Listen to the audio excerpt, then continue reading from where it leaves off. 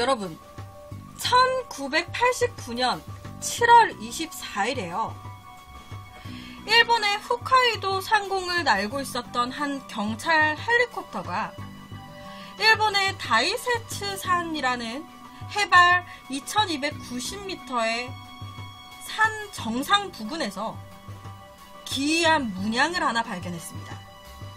다이세츠 산이라는 곳 정상 부근에서 되게 기이한 문양을 하나 발견을 하게 된 거예요. 당시에 그 문양은요, 바로 옆에 문양입니다.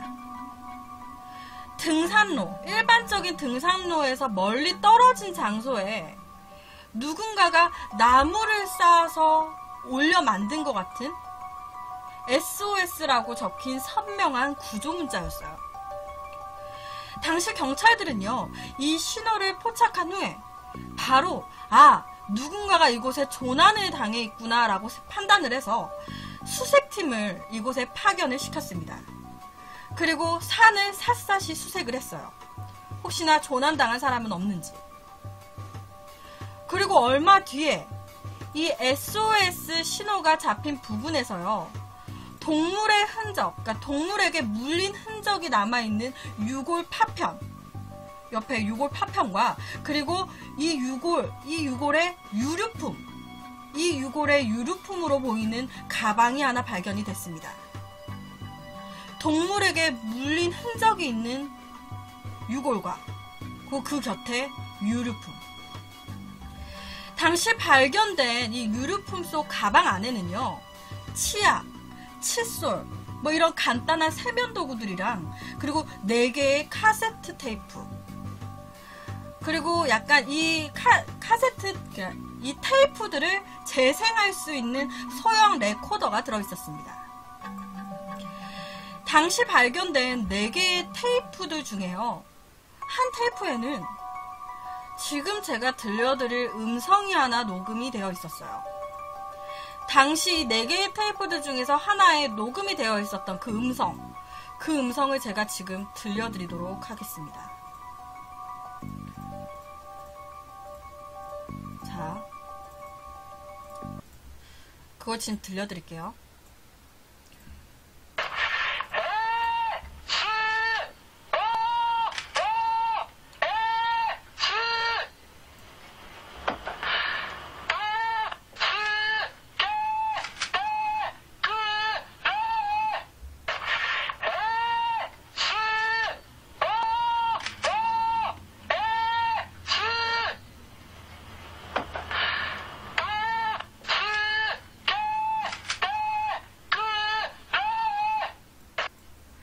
여러분, 지금 들으신 이 일본어의 뜻은요, SOS, 벼랑 위에서 움직일 수가 없습니다, 도와주세요 라고 얘기를 하고 있는 거예요. 벼랑 위에서 움직일 수가 없습니다, 도와주세요. 큰 소리로 도움을 구하고 있는 듯한 이 남성의 목소리. 이 경찰들은요, 같이 발견된 유골과 그리고 이 가방 안의 소지품들, 그리고 이 녹음이 된 이것까지, 이 카세트 테이프까지 모두가 이 목소리에 녹음되어 있는 이 남성의 것으로 추정을 했어요. 이 발견된 유골도 이 남성의 것이고 이 모든 물품이 이 남성의 것이구나. 그런데요, 이상한 거는 지금부터예요. 이 발견된 유골 파편, 이거를 조사한 결과 경찰들은 당연히 남자일 거라고 생각을 했어요. 근데 여자인 거예요. 여자의 유골로 확인이 됐습니다. 키 160cm 정도 되는 키에 혈액형은 A형, 그리고 약 25살에서 35세 사이의 여성으로 보이는 유골. 아무래도 사후 5년 정도가 지난 상태로 이 유골이 발견된 곳에서 이 여성분의 유품은 아무것도 발견이 되지 않았습니다. 딱 유골만 발견이 된 거예요. 그리고 이 유골과 함께 발견된 이 가방에서도요, 이 여성의 DNA는 아무것도 검출이 되지 않았습니다. 그렇다 보니까 경찰은요, 같이 발견된 이 가방 속 테이프 목소리 있죠. 이 남성의 목소리는 당연히 이 유고도 남자일 거라 생각을 했었는데 이 두 개가 서로 성별이 다르니까 경찰들이 혼란이 오게 돼요. 뭐지 지금 이 상황? 왜 근데 이 두 개는 같이 있었던 걸까? 경찰들은요, 아무래도 수사의 제일 기본인 게 이 발견된 여성 유골의 신원을 파악하는 거였어요. 그래서 이 여성이 누구인지를 경찰들이 집중적으로 수사를 하기 시작합니다. 그래서 이 여성의 사망 시점으로 추정되는 약 5년 전에 이 다이세츠 산에 누가 올랐는지, 그러니까 등산 기록이라든지 5년 전에 실종된 사람들을 집중적으로 추적 수사를 했어요. 이 여자가 누군지 알아내기 위해서. 그리고 그 결과 1984년 7월 혼슈 지방 아이치현이라는 곳에서 회사를 다니던 한 여성이 등산을 간다고 나간 뒤에 행방불명이 되었다는 사실을 경찰들이 알아내게 됩니다. 그리고 경찰은 이 발견된 유골의 DNA와 그리고 이 실종된 여성의 DNA가 일치하다라는 것까지 알아내게 돼요. 즉, 이 발견된 유골은요, 등산하러 나간 뒤에 실종됐던 이 여성이었던 거예요. 이 여성으로 확인이 됐습니다. 여러분, 그렇다면은요, 이 여성분의 유골 근처에서 나온 유품과 그리고 그 유품 속에서 나온 이 카세트 테이프, 그리고 그 카세트 테이프 속의 남성의 목소리, 누구인 걸까요? 이건 누군 걸까?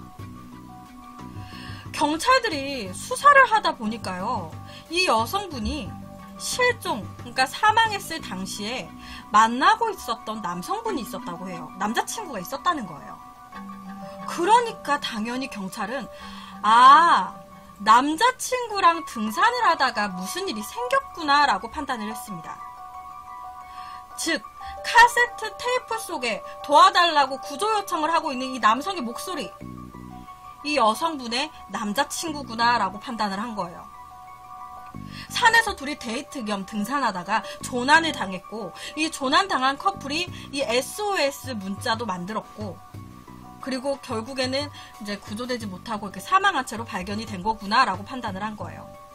그렇다면은 이 산 어딘가에 남자친구인 이 남성의 유골도 어딘가에 있겠구나 라고 판단을 했습니다. 그래서 경찰들은 이 남자친구, 이 남성의 유골을 찾기 위해서 다시 한번 다이세츠 산을 샅샅이 수색을 하기 시작했어요. 그리고 한 달 뒤 SOS 구조 문양이 있었던 그 부근과 약간 떨어진, 구조 신호 모양이 있었던, 문양이 있었던 거기서 약간 떨어진 곳에서요, 유골 일부와 그리고 머리카락, 그리고 남성의 신분증이 발견이 됐습니다. 그리고 남성용 시계까지. 당연히 경찰은요, 이 신분증과 함께 발견된 이 남성의 유골이 먼저 1차로 발견됐었던 이 여성분의 남자친구구나 라고 생각을 했어요. 남자친구의 유골이구나. 그래서 당연히 경찰들은요, 연인이 어떻게 등산하다가 이렇게 변을 당했구나 라고 생각을 하고요, 1차로 발견됐던 이 여성의 유골과 그리고 이 유품들, 그리고 2차 남성 유골과 함께 발견됐던 신분증이나 또 유품들, 이것들을 다 정리를 해서요, 이 신분증을 토대로 남성의 가족들에게 연락을 했어요. 신분증이 있었으니까. 혹시 이렇게 실종이 되신 가족분이 있지 않냐, 유골이 발견됐다, 유품들을 가져가셔라 라고 연락을 한 거죠. 그리고 이 남성분의 가족들이 경찰서에 왔을 때 이게 다 이 남성분의 유품입니다 하면서 전달을 해드렸어요. 그리고 그러면서 이 카세트 테이프, 이 녹음되어 있던 이 남성의 목소리 있죠. 이 남성의 목소리를 유가족들한테 들려주게 됩니다. 테이프 속에 녹음이 되어 있었던 남성의 목소리를 들려주게 된 거예요. 그런데 이 목소리를 들은 유가족들이 이상한 얘기를 합니다. 이상한데요? 이 목소리 우리 가족의 목소리가 아닌데? 우리의 목소리가 아닌데요? 그리고 그 주신 유품들 보니까 신분증이랑 뭐 시계 이런 거는 제 가족께 맞는데, 실종된 가족께 맞는데, 그 외에 카세트 테이프라든지 뭐 이외 뭐 칫솔이라든지 이런 거는 저희 가족께 아닌 것 같은데요? 이렇게 얘기를 해요. 처음 여성의 유골과 함께 발견된 남성의 유류품은요, 그녀가 교제했던 남성의 것이 아니었습니다. 그러니까 처음에 이 여성의 유골과 같이 발견된 이 유품, 남자친구 게 아니에요. 남자친구 게 아니에요. 그리고 2차로 발견된 이 유류품, 이 유류품의 DNA와 그리고 1차로 발견됐던 이 유류품의 DNA를 비교를 해본 결과 동일인이 아닌 것으로 확인이 됐습니다. 경찰들은요, 당연히 이 신분증이 발견된 남성의 모든 유품이라고 생각했어요. 그런데 아닌 거예요. 지금 이 미스테리 사건에 등장하는 사람은 총 3명이 되는 거죠. 지금 이 남성, 그리고 이 남성, 그리고 이 여성, 다 각각의 사람인 거예요. 이게 도대체 어떻게 설명을 해야 되는 걸까요? 그렇다면은요, 여러분, 이 신분증이 같이 발견된 이 남성의 유골 같은 경우에는요, 신분증이 있었기 때문에 신원 확인이 쉽게 됐어요. 바로 가족들한테 유품들을 인계해줬단 말이에요. 그런데 문제는 맨 처음에 발견된 유류품, 이 유품의 주인이자 테이프 속의 목소리, 테이프 속 남성의 목소리, 누구냐는 거예요. 이거 누구 거고 이 남성 목소리는 또 누구야? 구조 요청을 애타게 원하는 듯한 목소리였어요. 어떻게 할 수 없으니 도와주세요. 수사가 다시 원점으로 돌아오고요. 경찰은 와, 이거 도대체 어떻게 된 사건이야? 이게 뭐야? 도대체 감을 잡을 수 없는 상황이 되다 보니까 제일 처음 상황부터 다시 수사를 해보자 라고 판단을 하게 돼요. 그래서 경찰들은요, 제일 처음 SOS 구조 문자에 초점을 맞췄습니다. SOS 문자, 구조 신호. 이 SOS 구조 신호는요, 약 3개 이상의 자작나무를 쌓아 올려서 만든 구조 신호였어요. 이 SOS 한 글자의 크기는요, 무려 세로가 5m, 가로가 2m에서 3m에 이를 정도로 거대한 문자였습니다. 헬리콥터로 하늘에서 봤을 때 보일 정도였으니까 땅에서 이걸 만들 때는 굉장히 크게 만들었다는 얘기죠. 이렇게 거대한 구조 신호, 문자를 만들기 위해서 필요한 거는요, 이 큰 자작나무를 들고 왔다 갔다 할 정도로의 엄청난 힘이 필요했을 거예요. 여러분, 통상적으로요, 산에서나 어딘가에서 조난당한 상황일 때는요, 사람이 조난을 당했어요. 근데 이런 자작나무로 옮길 정도로의 체력이 내가 남아있어. 그러면 그때는 대부분의 사람들은요, 심리적인 불안감을 이기지 못하고 그 남은 기력을 탈출하는 데 다 쓴다고 합니다. 즉, 이 말은 이 남성이 이렇게 자작나무로 해서 구조 신호를 만들 기력이 있었다면 그 기력으로 탈출을 보통 사람들은 시도했을 거라는 거예요. 그런데 이 SOS 구조 문자를 만든 이 사람은요, 왜 오랜 시간 동안이나 이 장소에 머물면서 이런 구조 문자만 만들고 있었던 걸까요? 이게 1, 2분 만에 뚝딱 만들 수 있진 않거든요. 딱 보시면 아시겠지만. 사이즈도 꽤 큰 구조 신호다 보니까 만드는 시간이 굉장히 많이 소요됐을 거라고 추정이 되는데, 온갖 탈출을 다 시도하다가 마지막 방법으로 남는 힘을 다 끌어모아서 만든 거일 수도 있겠죠. 그렇다면 이거 만든 사람은 누구일까요? 발견된 이 남성과 여성의 유골, 이분들이 이걸 만든 걸까요?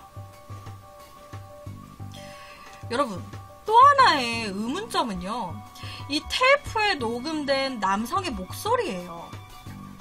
처음에 경찰들은요, 간단한 구조 신호라고 생각을 했어요. 도와주세요. 벼랑 끝에서 어떻게 할 수가 없어요. 그냥 도와달라. 구조 신호라고 생각을 했습니다. 그런데 이 목소리를 분석하는 음성 분석가분들은 의견이 달라요.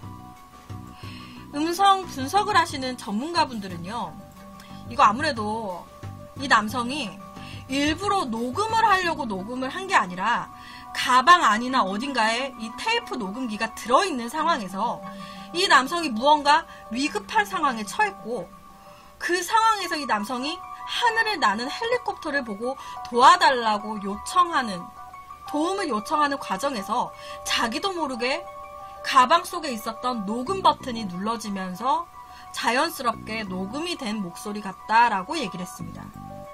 혹시나 좀 이해가 안 되시는 분은 옆에 화면을 참고해주세요. 이런 상황에서 녹음이 된 것 같다. 그런데 이상한 점은 또 있어요. 아까도 말씀드렸지만 이 테이프 속 남성은요, 이 SOS, 벼랑 끝에서 내가 몸을 움직일 수가 없어요. 벼랑에서 몸을 움직일 수가 없어요. 도와주세요 라고 얘기를 합니다. 즉 이 말은 지금 현재 이 남성은, 이때 당시에 이 남성은 벼랑이 있는 곳에서 자기가 위급한 상황에 처했다라는 말이 되는 거예요. 내가 벼랑이 있는 곳에서 지금 위급한 상황에 처했어요. 도와주세요. 이게 되는 거잖아요. 이 말이 되는 거잖아요.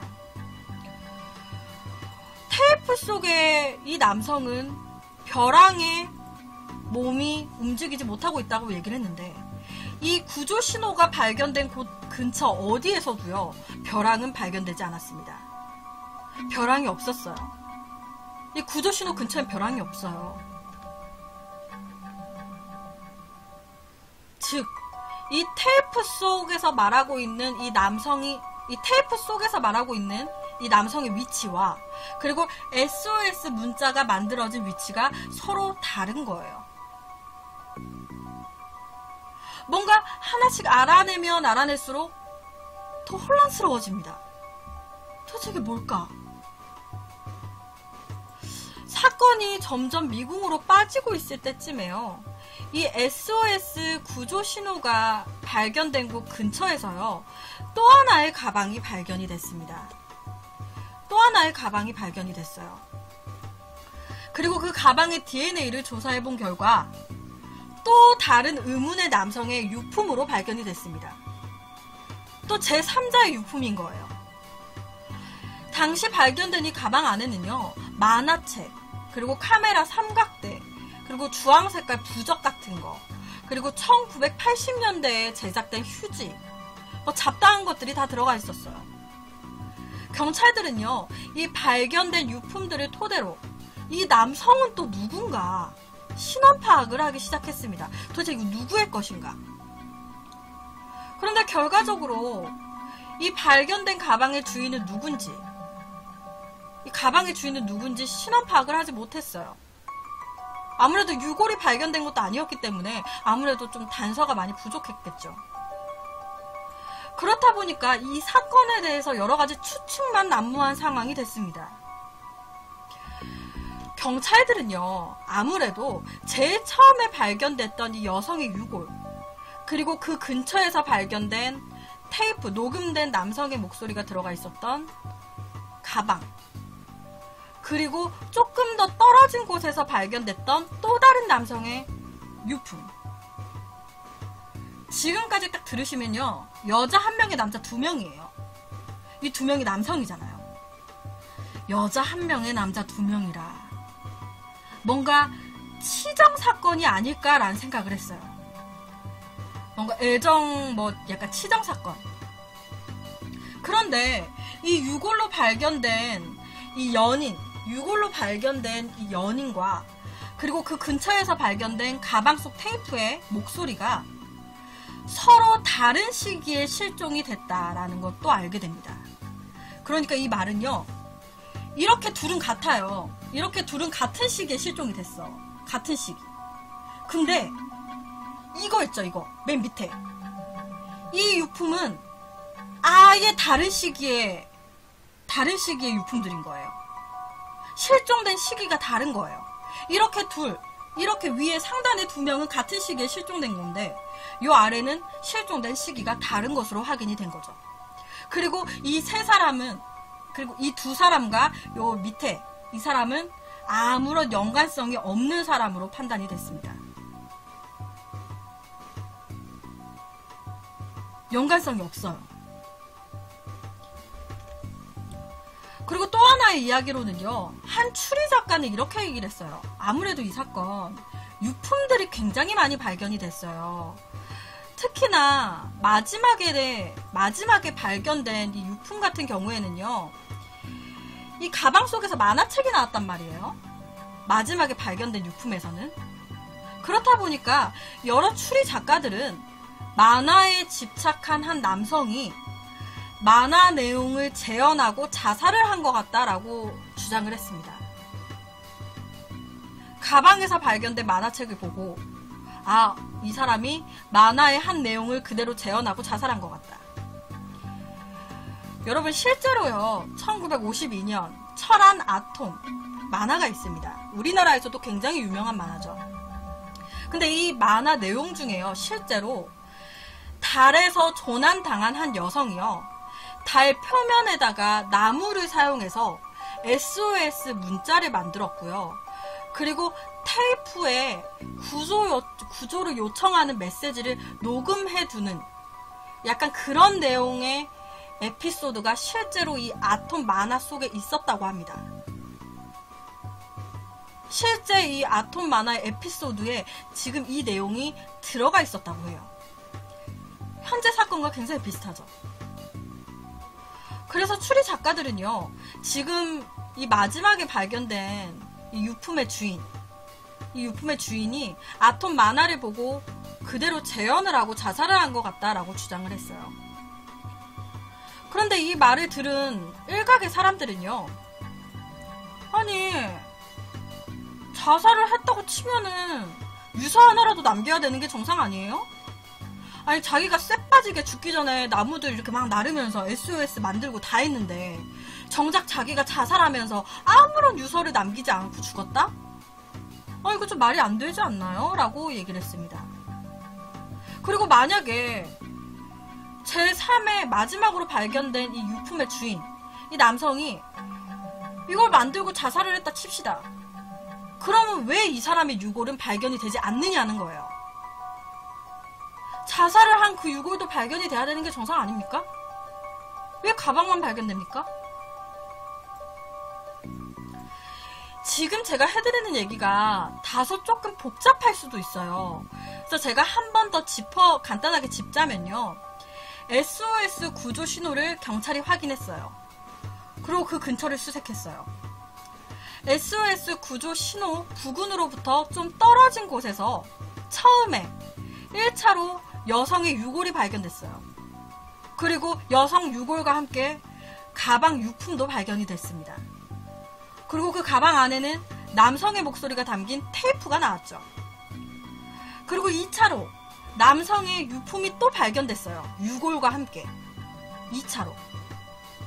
그리고 그 근처, 이 유골이 발견된 근처에서 신분증과 이것도 나왔고 유품도 나왔고. 그런데 확인 결과 1차 여성 유골과 2차 남성 유골은 연인으로 추정이 됐어요. 그런데 여성 유골과 같이 발견됐던 유품 속에 있었던 테이프 속 남성은 이 유골들과 아무 관련이 없는 남성으로 확인이 됐습니다. 그리고 3주 후에 유골이 하나 또 발견이 됐어요. 누구의 것인지 확인 못했고요. 발견된 곳 근처에서, 이 유품이 발견된 곳 근처에서도 어떠한 유골도 발견이 되지 않았습니다. 그러니까 마지막에 발견된 유품은 누구의 것인지 몰라요. 그리고 그 근처에서 유골도 발견된 게 없어요. 그리고 이 SOS 구조 신호 뭐였는지 몰라요. 누가 이렇게 만든 건지 모르겠어요. 이 유골로 발견됐던 제일 첫 번째로 발견됐던 여성, 그리고 여성의 유골, 그리고 남성의 유골이 또 발견됐잖아요. 이 유골이 발견된 이 두 사람이 이걸 만든 걸까요? 그래도 좀 이상한데? 시신이 발견된 곳은 이쪽이 아니었거든요. 그리고 이쪽에 벼랑도 없어. 제3으로 이제 또 가방에 이제 또 테이프 속 남성은 벼랑 있는 곳에서 지금 위험하다는데 벼랑이 없어 또 이쪽에는. 현재까지 세월이 흘러도 SOS 미스테리 조난 사건의 실마리는 아무것도 풀린 게 없습니다. 그리고 결론적으로 이 사건은 1991년 일본의 미제 사건으로 분류가 됐어요. 산에서 발견된 나무로 만들어진 SOS 문자, 테이프 속에 남겨져 있던 남성의 구조 신호 목소리, 그리고 발견된 두구의 남녀 유골. 이것들이 말하고 있는 건 무엇일까요?